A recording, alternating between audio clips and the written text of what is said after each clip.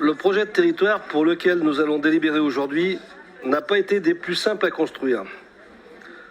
Tout d'abord par les conditions sanitaires particulières que nous avons vécues depuis pendant 2 ans, par les territoires très variés de notre CTM du Val-de-Saône, mais surtout par le fait de notre forte intercommunalité, comme l'a dit Hélène Geoffroy, de 17 communes qui nous démarquent tout particulièrement des autres CTM. Pour construire ce projet, nous nous sommes appuyés sur un diagnostic réalisé par les services de la métropole et avec l'aide d'Hélène Geoffroy, que nous remercions une fois de plus, sur toutes les caractéristiques de notre territoire et surtout sur les enjeux de chacune.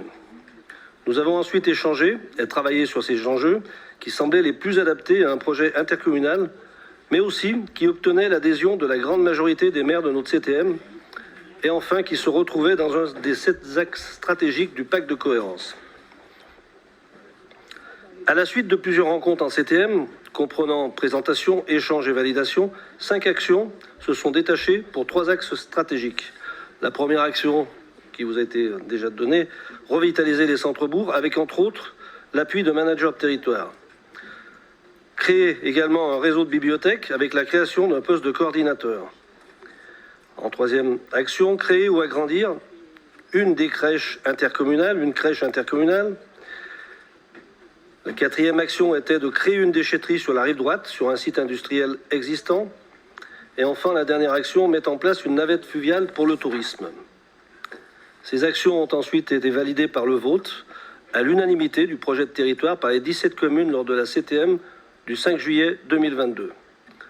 Le projet a ensuite été voté dans chaque conseil municipal des 17 communes par un large vote majoritaire. À savoir, seulement 3 votes ont été défavorables pour un total de 350 votants. Plusieurs remarques ont cependant été formulées et ont retenu notre attention. La première, la création de la déchetterie qui est demandée depuis plusieurs années aurait dû être inscrite dans la PPI de la métropole qui a cette compétence.